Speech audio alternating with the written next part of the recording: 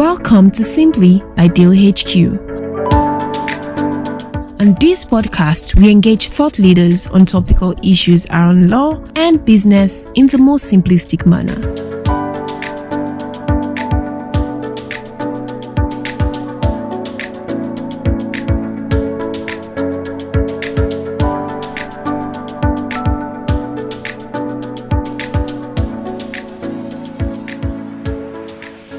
Hello everyone, my name is Ayobami Elias and I'm an associate at DHQ Partners. I'd like to welcome you to episode 3, season 2 of Simply by DHQ. On this episode, we'll be exploring Nigeria's energy transition plan in a bid to understand the key foundational principles that underpin the plan, and we would attempt to determine if it is aligned to the economic priorities of 3 critical stakeholder groups, that is, developers, providers of capital, and users of energy. We also want to know whether Nigeria is well on its way to achieving net zero by 2060. Joining us today is a very accomplished C-suite leader with over 20 years experience in corporate leadership, where he has driven the strategic direction and organizational growth in several corporations within the global petroleum trading, downstream petroleum marketing, and power generation industries. He is a thought leader and a recognized expert in power production, trading supply, products, and derivatives. Please help me welcome Mr. Akin Akinfemiwa, the CEO of Geregu Power. Good morning, Ayobami, and good morning to the rest of the team. How are you doing? I'm doing very well, sir. Good. Mr. Akinfemiwa, I must say that it's a privilege to have you as our guest on Simply. I'm certain that our listeners are eager to hear your thoughts on the energy transition plan, its capacity to meet Nigeria's immediate energy demands, as well as how it aligns with the economic priorities of providers of capital, developers, and users of energy. At this point, I hope you permit me to jump right down to my first question. Please go ahead.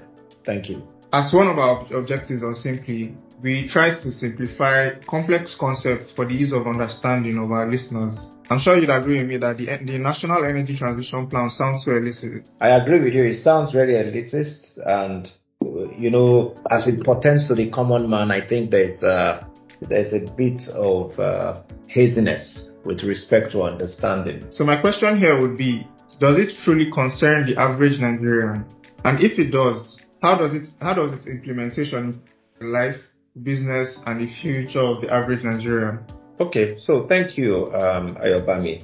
The first place to start is why the energy transition plan. The energy transition plan, for Nigeria, has come as a result of the commitments given by the federal government at the COP26 to ensure that Nigeria as a country has zero emissions in terms of carbon by the year 2060. If we are to achieve that as a nation, then it means that the first step will be to have an energy transition plan from fossil fuels or carbon emitting fuels to fuels that are or alternative sources that are going to go on zero emission, and that we have precisely 37 years from today, my maths is right, to achieve that purpose. So that's why there's an energy transition plan. And why are we talking about carbon emissions being reduced to zero? It's very simple. We can see the effect on our climate. Even as a country, we've witnessed a lot of flash floods in the north central region of Nigeria in very recent years. If you go to the east, there's a lot of activities with respect to erosion of land. We also see basically pollution as a result of over-reliance on generators. So it covers every aspect of our individual lives, whether we like it or not, and it has implications for the average Nigerian. So the first implication is we're trying to look at a cleaner climate. The second implication is, at what cost are we going to do this in terms of providing a cleaner climate? Particularly the transition from carbon emitting fuels or hydrocarbons into alternative sources that would allow us to achieve our net zero objective by 2060. And one of the things that come to mind is, first of all, the affordability. But before I even go to the affordability, let's look at the objectives of the energy transition plan for Nigeria. It says we're first of all going to lift 100 million Nigerians out of poverty and as a result drive economic growth. I will provide more statistics with respect to that. It says we'll bring more energy services to the full population. That's also fine.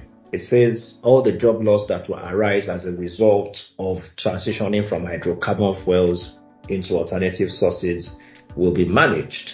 And also we will be streamlining an existing and new government related energy transition initiatives. So those are very, very good objectives, but they all have implications. Now, power is central to any economy, and I'm sure that you will agree with me that power provides approximately 60% of any manufacturing's concerns overhead expenses, be it even power from the grid, be it power generated. And even when you look at the energy transition program, you will see that they have looked at how we're going to achieve the carbon neutrality by 2060, and they've looked at 5 key areas. One is power generation, one is transport, the other is oil and gas, the other one is cooking, and of course the industry in terms of all the emissions. Every area that has been identified here has cost implications for the average Nigerian.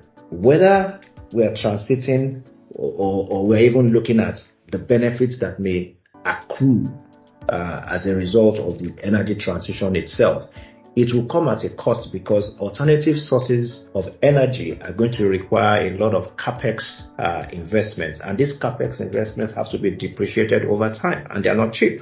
So the first thing in terms of it is that we have to look at the cost to the consumers, and that's where the first implication comes in.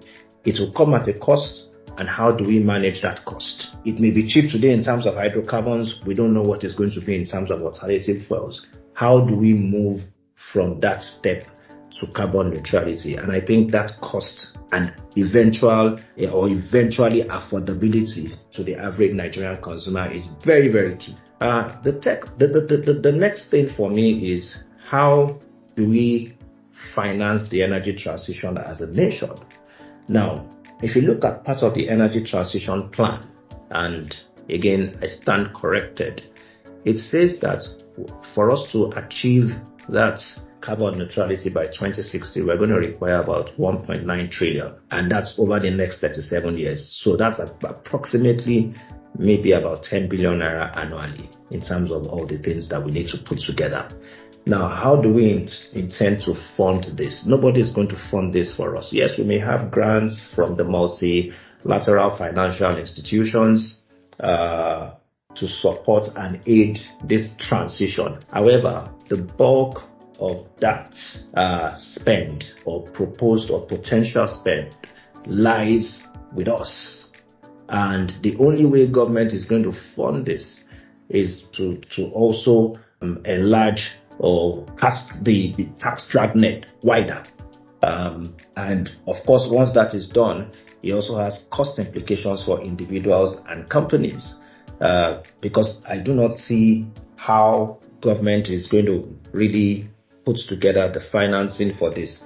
If we decide that as a nation we want to use part of our hydrocarbon export proceeds from the sale of hydrocarbons, again, that would also have implications for our foreign exchange, in terms of our exchange rate for the naira. So again, the wider tax net and other financial implications have to be brought into serious consideration. So for me, it's a mix and match of good and bad.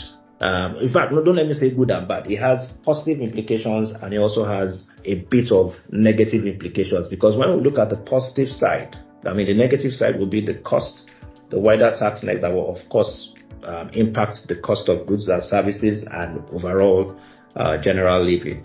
Economic living. But when you look at the other effects, the ripple effects of putting 100 million Nigerians out of poverty, because we're not even there in terms of power generation, we're not there in terms of transportation. So if we have a well carved out energy transition plan that actually boosts power generation and also boost employment for 100 million Nigerians, dragging 100 million Nigerians out of poverty, then I think that's more positive than even the negative implications that we have seen. And of course, the advantages it has on climate, on the environment, again, that cannot be overemphasized. So that's how I will capture your first question. Thank you. Thank you very much, Mr. Akinfemiwa. I believe that from your answer, we can all agree that it is very imperative that we have this discussion at this time, and that it indeed affects or impacts the life of the average Nigerian. Now, this leads me to my next question.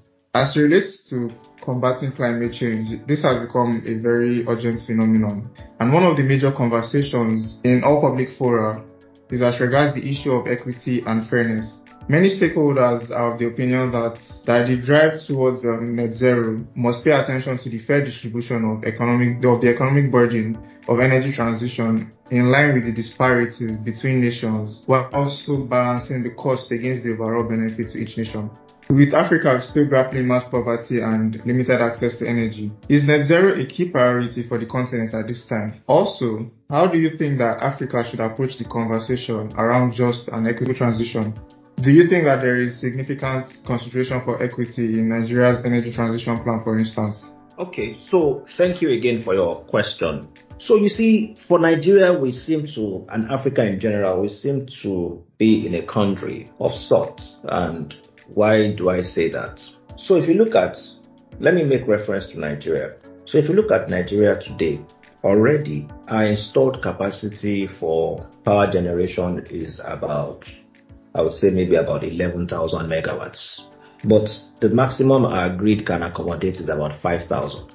So effectively, when you consider all the losses along the lines and everything, Nigeria basically has 5,000 megawatts of electricity to provide to the entire citizenry. Now, if we take the energy transition, and that's why I say maybe we're in some kind of country of sorts. Now, if we take that 5,000 megawatts and we say we have an energy transition plan, first of all, that takes us to, let's say, using alternative fuels.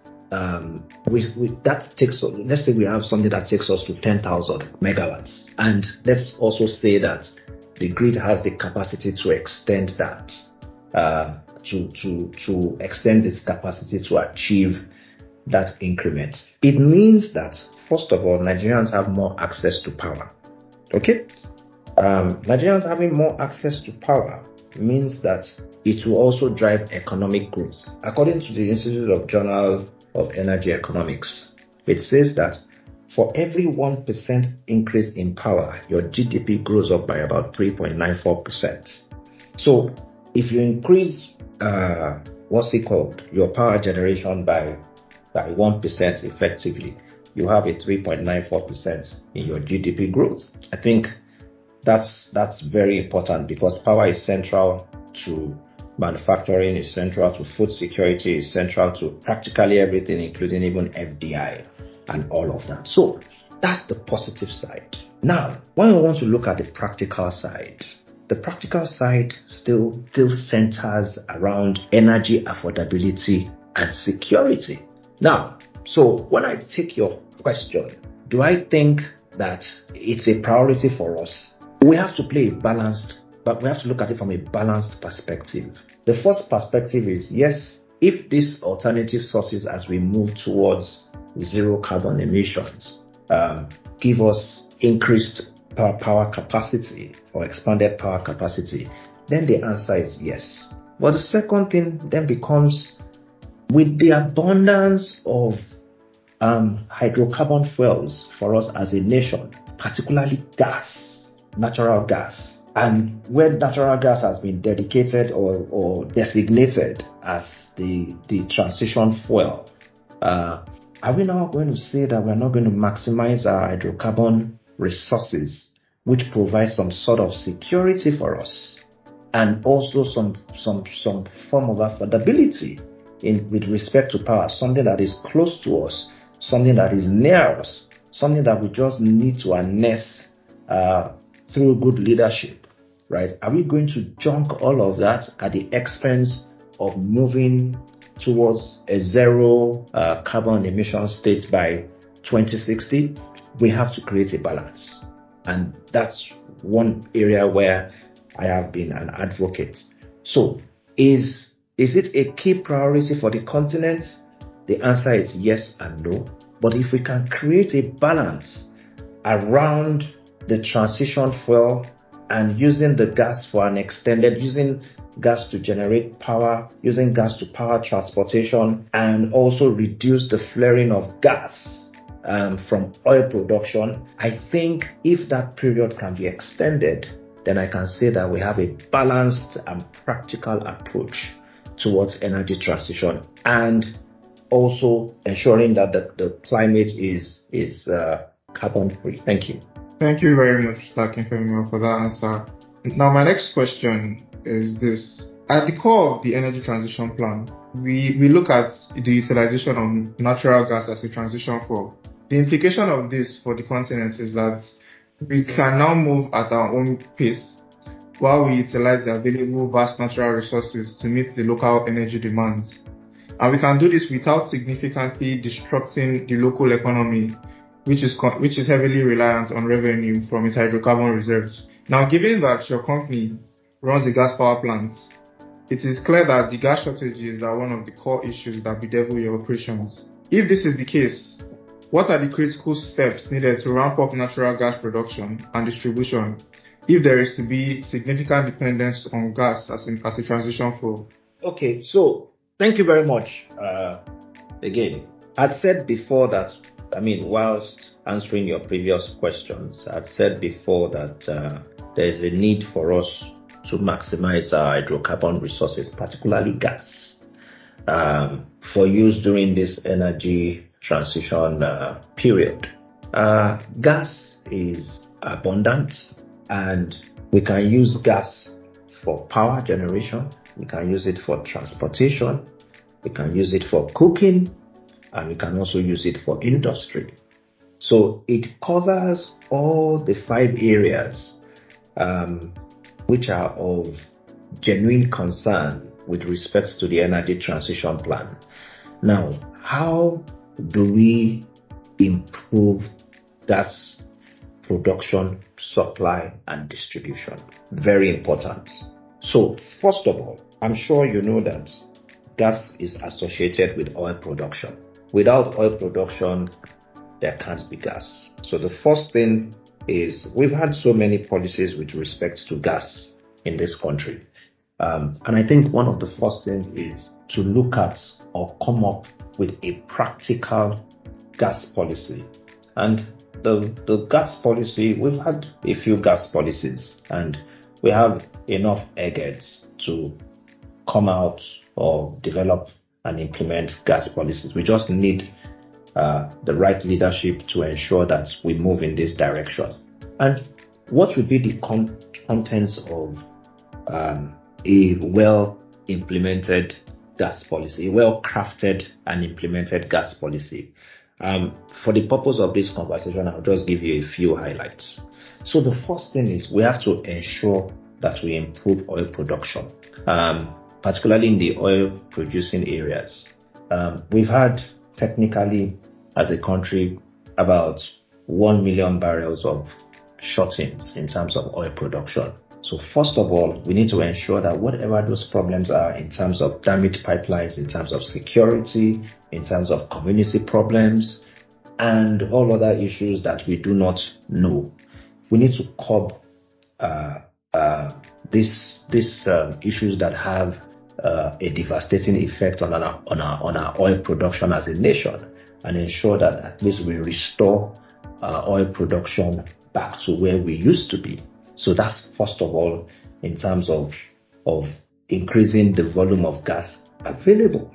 Now, when we do that, we have more gas. The next thing that we need to do is ensure that we then increase this oil production capacity and take it to the next level. And one other thing that we have to, there are a few other things that we can do in this regard. And I think the first one will be to ensure that we create an enabling environment for oil production so that we can boost that capacity. So you see, when I tell you that we're in some form of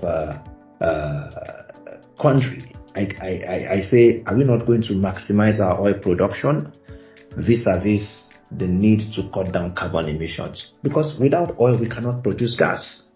So once we have a stable oil production regime, then we have an increased oil production regime, then we can now talk about the gas, because there's enough gas now that is being flared. Now, a proper policy will first of all separate, right, or delineate the gas power regime from other existing regimes, i.e. manufacturing, transportation, and say, look, this is our power potential at the moment in terms of thermal generation, which requires gas as a feedstock. This is what we are going to focus on in terms of the volume. So it could be 5 trillion cubic feet of gas, 5 trillion TCF, whatever that number is. I mean, these are arbitrary numbers. We decide as part of our policy that for gas to power, we need 5 trillion 5 TCF. Now, so we have that. Now, do we then do with what has been separated for gas and power? The first thing is, I strongly believe that we need to remove the cap on the gas to power prices, because without removing that cap, we cannot create that incentive for investments. So today, gas is being sold at 218. To be honest, nobody sells gas at 218 in the world. Even in Nigeria, there's a disparity gas to manufacturing prices, because the manufacturers are willing to pay more because they can pass on that cost to the consumer. However, we have a cap at which we have to sell power, and that cap does not augur well for gas to power prices that will necessitate those investments in the sector. So the first thing is, once we have carved out the volume that we need for gas to power, present and future, then we move to removing that cap, right? And once that cap is removed, like I always say, we enhance the participation in gas development. And what do we need in gas development? First things first, we need to improve gas production, which I've mentioned. Then we need to improve gas infrastructure. Gas infrastructure for power is very key, and the only way we can improve that gas infrastructure is to create a level playing field and bring in a lot of private sector participants other than the NNPC to invest in the gas sector, to invest in infrastructure. We need gas processing plants, we need gas pipelines, we need booster stations, we need all sorts to have a gas supply foundation that will drive power generation in Nigeria. And this is very, very, very key. So the importance of gas production, again, cannot be overemphasized, right? It is key, and it is central to achieving the energy transition program, and it is key to also ensuring energy affordability and security going forward. Thank you. Thank you very much, Femiwa. I think we can now agree that more needs to be done in terms of leveraging oil and enhancing gas development in order to ramp up natural gas production and distribution before we begin to narrow down on depending on gas as a transition fuel. Now, speaking on leadership and policies in addressing energy transition strategies, experts and stakeholders have emphasized the need to develop homegrown, tailored-to-purpose energy transition strategies, post-coupling strategies that have been developed by Western economies. Impressively, Nigeria has achieved significant strides in the enactment of regulations and development of policies required to support its journey to net zero. Key amongst these are the Petroleum Industry Act of 2021, the Climate Change Act of 2021, the Electricity Act of 2023, and the Energy Transition Plan, of which is the subject of this conversation. Now, my question here is, are you of the opinion that the posture of policies relating to energy transition are fully tailored to our peculiar realities in Nigeria, specifically in relation to combating poverty, addressing energy access, as well as the utilization of hydrocarbon resources, and also addressing the issue of finance? Also, do you think that the Energy Transition Plan achieves a fair balance between energy access and climate ambition? Okay, so this question is in twofold, but whether it is the PIA, whether it is the climate change, whether it's the Electricity Act of 2023 and the Energy Transition Plan, everything is geared to move Nigeria in a positive direction if and well implemented. And it also has a positive bearing for the achievement of the energy transition plan. And I keep on telling you, affordability, energy affordability, and energy security. So I believe that, look, there's still a lot of work to do, and we can fast track a lot of these things through the right leadership and ensure that these things get done, meeting all the Millennium Development Goals, the SDG 7 affordable and clean energy goals. We can do all of this, but it's a journey, and we have to look at the journey in bits and with respect to implementation. For me, execution is the bane of any policy. If a policy is well executed, we will get the right results, and it will be for the benefit of all and sundry. Now, so I think all these plans are fairly reflective of the understanding that, look, we need to move or transition from hydrocarbons to renewable sources of energy. But as a country, I am so particular and so big on energy security. And again, I'm so key on affordability. So I believe that we have started taking steps in line with our current realities to address the immediate issues that will affect our ability to deliver on the net zero goal by 2060. And I also believe that the balance that we are looking for should be more of prioritizing our requirements based on the issues that need to be addressed first before another. So essentially what I'm trying to tell you is that do not let us put the cart before the horse. How do we provide the energy required to lift us out of this economic poverty? And I think that is the first thing. So whether it's in line with the Energy Transition Plan or it's in line with our own Electricity Reforms Act, let us even start from a point. And from that point, we can actually see the light at the end of the tunnel. Now, in terms of the actual work being done, first of all, we need to look at the utilization of the of the available hydrocarbon resources, and how do we then move the hydrocarbon resources to the benefit of the Nigerian populace, and how we can balance it with the energy transition plan. So we need to look at also the funding that is required in terms of exploiting and ensuring that hydrocarbon resources is available, and compare it to the cost of that transitioning. Because it is from there, if we for example build hydrocarbon resources to power the entire nation, obviously we'll have more businesses, we'll have more economic prosperity, from which we can then tax to build the energy transition plan. So we have to be very practical. And in summary, I think the energy transition plan is not oblivious of the work that needs to be done to achieve our goals. I think it's just a high-level roadmap for those goals to become reality. But the actual details of the work that needs to be done lies in supporting parts of the entire economy, and that economy coming together to fulfill our goals.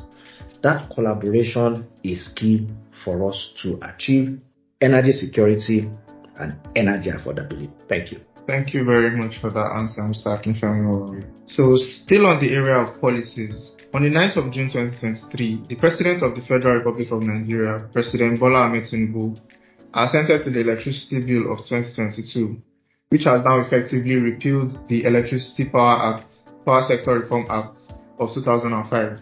The Electricity Act now makes provisions for the development and the utilization of renewable energy, and in so doing empowers the Nigerian Electricity Regulatory Commission to provide relevant regulation and policies to increase the contribution of renewable energy to the Nigerian energy mix.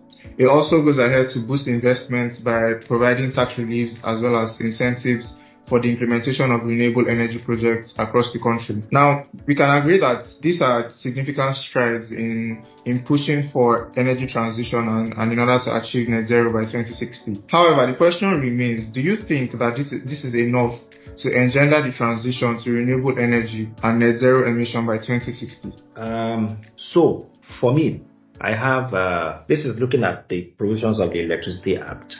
2023, right?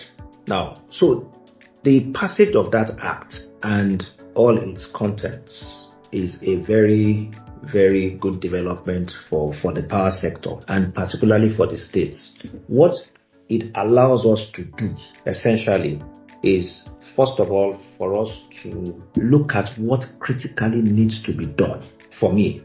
And I think something that is key and central to the 2023 Electricity Act is that, first of all, there's a complete deregulation of the electricity market when fully implemented. And what that then does for us is that it will create an incentive for multiple electricity markets, whether via the states, whether the states decide to do it and work together in terms of zones. So it could be northwest zone, southwest zone, northeast zone. It creates that foundation for anybody to come in. One of the things that I also see that is central is that it attaches a lot of importance to consumer protection and consumer satisfaction. That is also central. And of course, enforcement, renewable energy development, cost-reflective tariffs, deregulated gas pricing. These are all positives, particularly in terms for the ETF. But in ensuring that we implement the Electricity Act of 2023, and I have to commend President Tinubu for the passage of this act for implementing its passage key requirements. Now, for me, what is important is for the states, particularly the states, to actually identify what the key problems are with respect to power supply or provision of uninterrupted power, as we call it.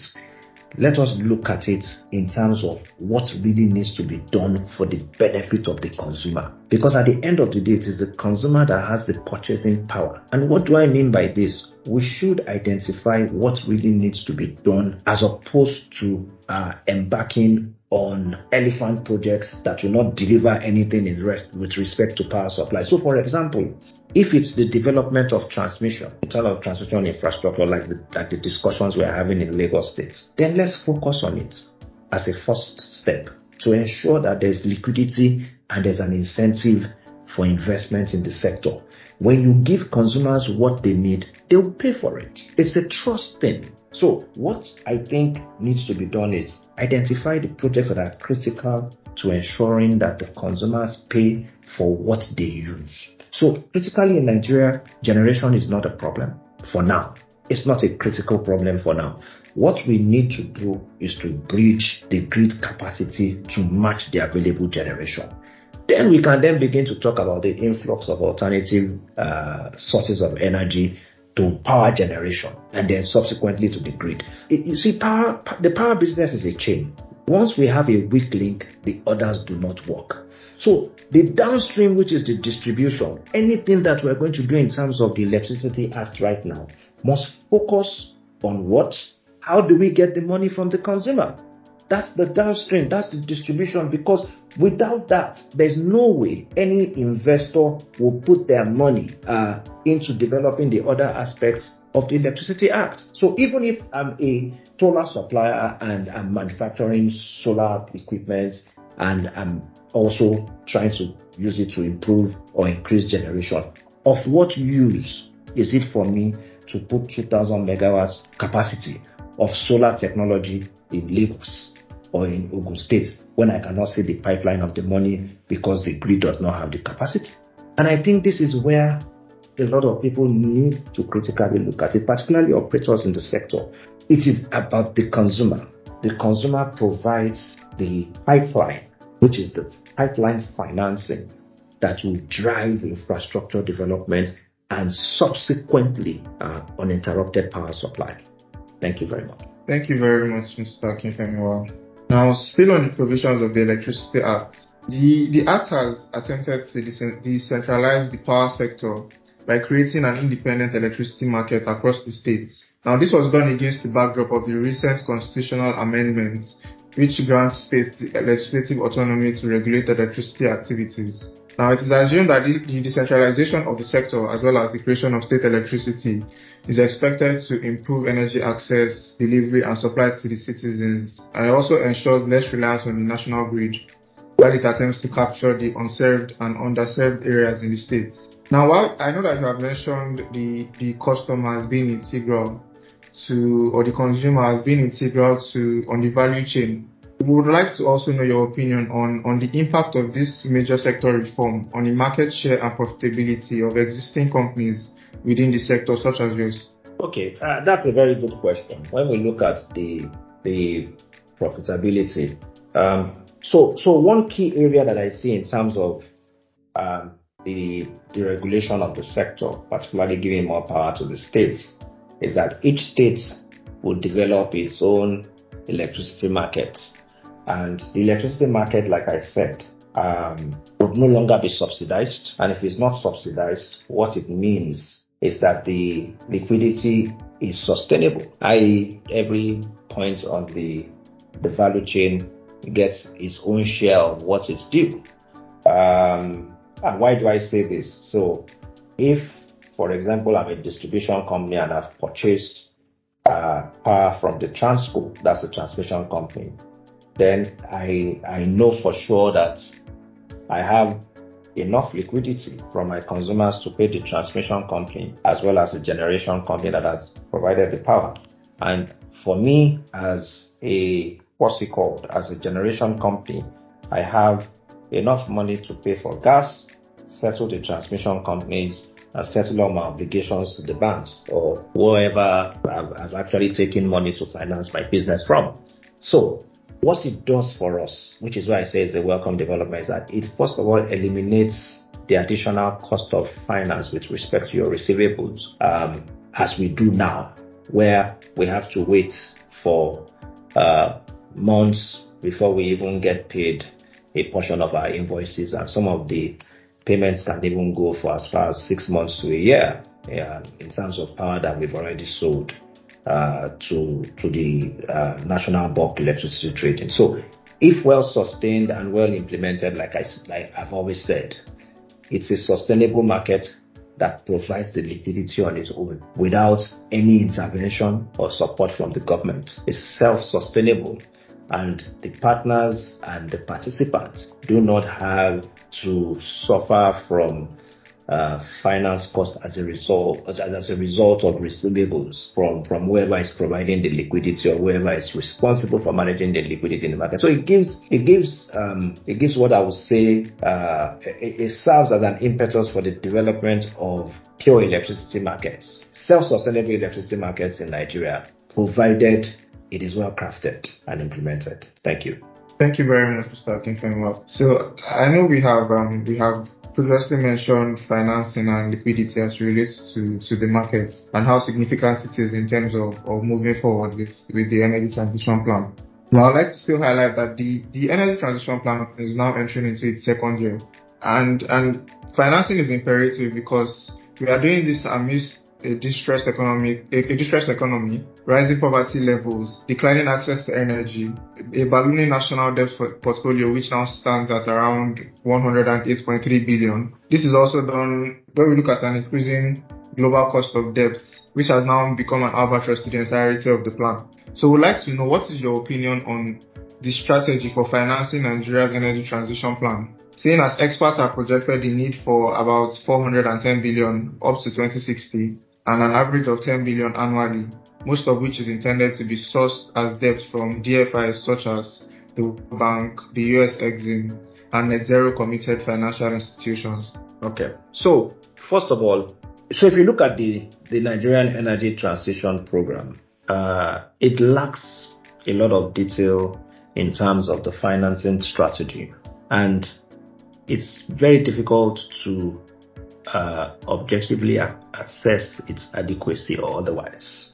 Now, what has been done so far is to identify 5 major investment areas of the economy with existing significant carbon emissions, and government is encouraging investors to consider injecting capital into those specific areas of the economy for returns that are supposed to be financially beneficial and also beneficial in terms of the environment.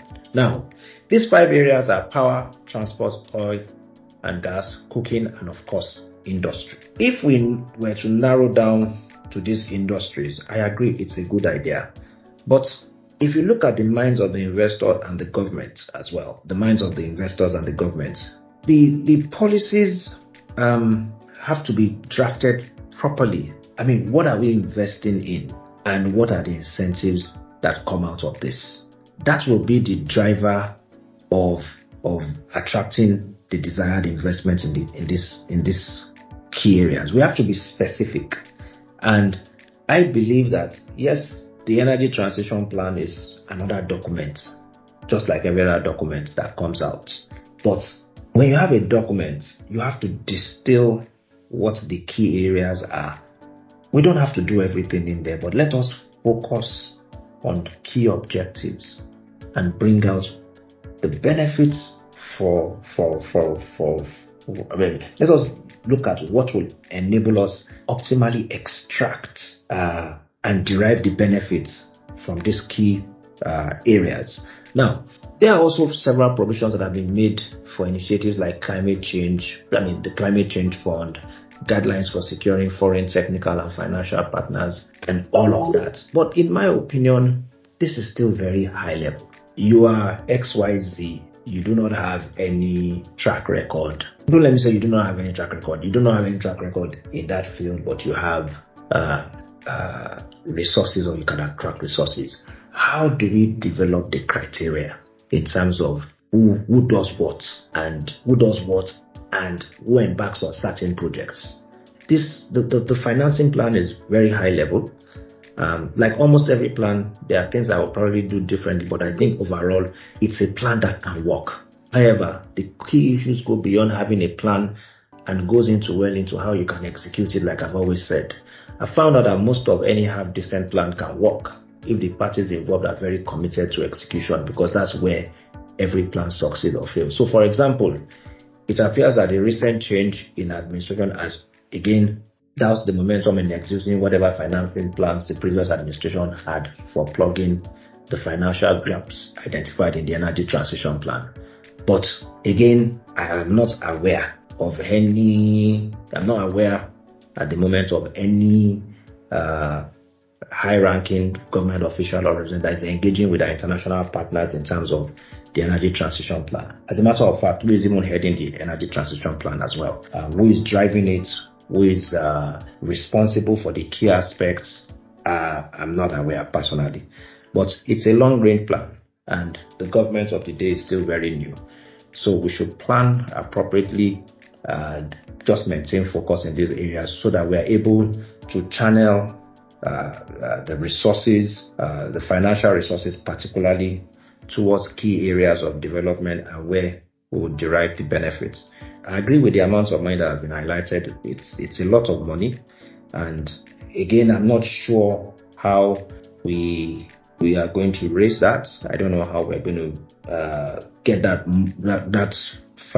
get the financial resources that is needed. But again, I think putting heads together and coming up with a proper plan is key, and most importantly, execution.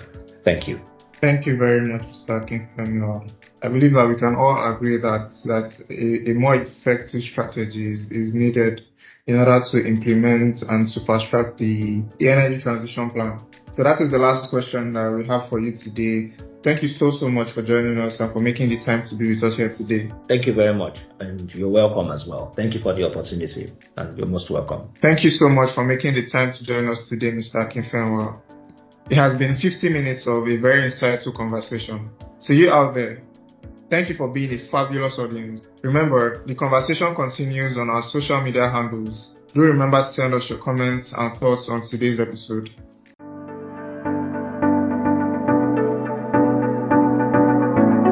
Thank you for listening. This podcast is brought to you by Deal HQ Partners. To find out more about our services, visit www.dealhqpartners.com. See you on the next episode.